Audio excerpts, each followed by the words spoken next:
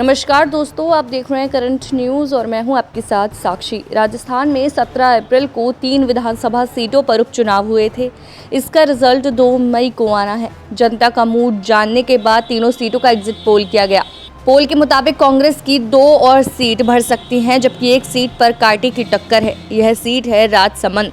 यहाँ पर किरण महेश्वरी की बेटी दीप्ति महेश्वरी को मजबूत माना जा रहा है, लेकिन एन वक्त पर भीतर घाट व गुलाबचंद कटारिया के महाराणा प्रताप को लेकर दिए विवादित बयान से सस्पेंस बना हुआ है।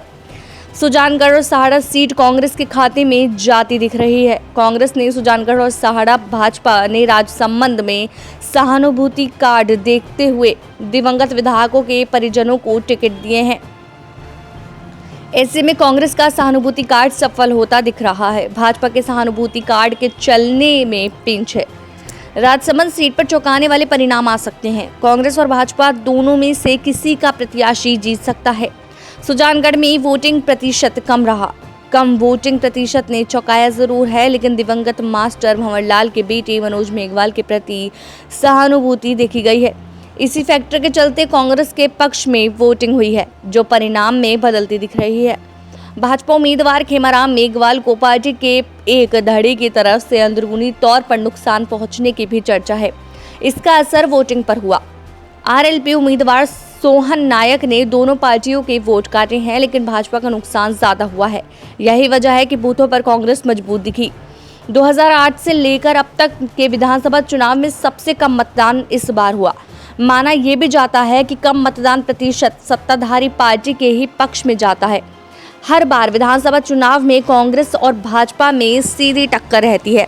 इस बार आरएलपी की एंट्री से कुछ जातिगत वोटर्स के बंटवारे से दोनों दलों के वोट कट्टे तय माने जा रहे हैं। सहाड़ा में दिवंगत कांग्रेस विधायक कैलाश त्रिवेदी की पत्नी गायत्री देवी को टिकट देकर चला गया। सहानुभूति कार्ड कामयाब होता दिख रहा है। कैलाश त्रिवेदी परिवार की प्रतिष्ठा और सहानुभूति दोनों ही कांग्रेस के पक्ष में गई हैं। भाजपा को सहाना में अपने ही बागी लादूलाल पितलिया को दबाव देकर नाम वापस करवाने की आरएलपी उम्मीदवार बद्रीलाल जाट से भी नुकसान हुआ है।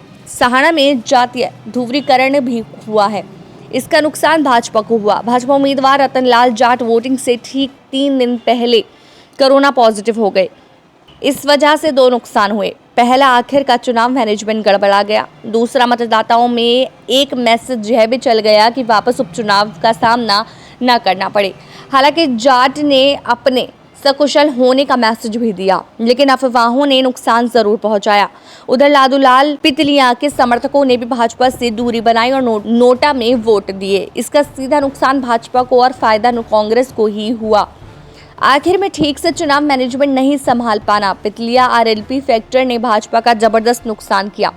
ऊपर से आखिर में भाजपा उम्मीदवार के कोरोना पॉजिटिव होने से भी रणनीति बढ़त कांग्रेस के खाते में चली गई।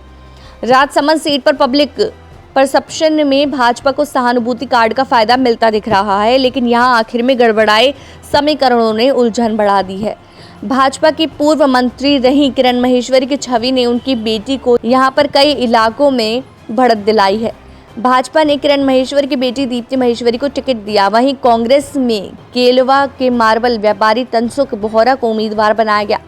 परसेप्शन और प्रचार में भाजपा मजबूत है, लेकिन उन्हें भीतर घात का सामना करना पड़ रहा है। राजसमंद सीट भाजपा का गढ़ रही है। कांग्रेस में उम्मीदवार तनसुख बोहरा के सामने पहचान का संकट था। युवा वर्ग से उनका जुड़ाव नहीं दिखा।